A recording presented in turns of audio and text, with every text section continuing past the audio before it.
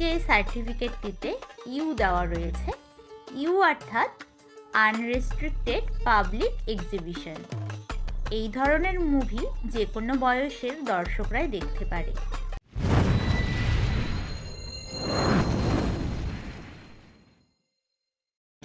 কোনো মুভি শুরুর আগে এই যে সার্টিফিকেটটি দেওয়া থাকে, এখানে মুভিটি কত সালে তৈরি হয়েছে সেটি লেখা থাকে, এটি তো আমরা জানি।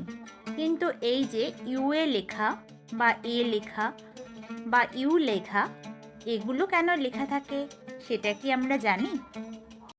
বেঙ্গালি উইথ তমা চ্যানেলে আপনাদের সবাইকে স্বাগত জানাচ্ছি।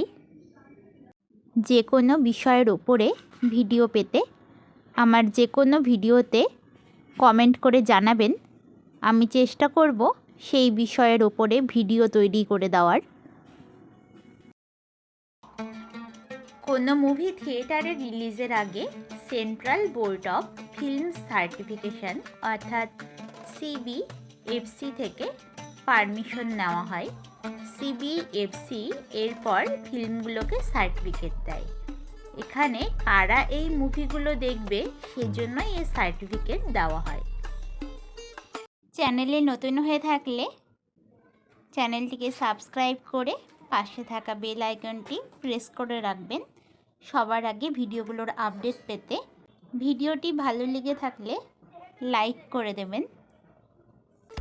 এই যে সার্টিফিকেটটিতে ইউ দেওয়া রয়েছে, ইউ অর্থাৎ আনরেস্ট্রিক্টেড পাবলিক এক্সিবিশন।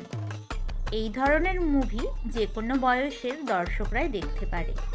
এখানে কোনো ফাইট সিন বা অ্যাডাল্ট সিন থাকে না, যেমন তারে জামিন পার। এবারে সার্টিফিকেটটিতে আমরা ইউএ লেখা দেখছি। ইউএ অর্থাৎ আনরেস্ট্রিক্টেড উইথ কাশন। সব ধরনের দর্শক দেখতে পাবে এই মুভিটি, তবে যারা 12 বছরের কম বয়সী তারা তাদের বাবা মায়ের সাথে এই ফিল্মটি দেখবে।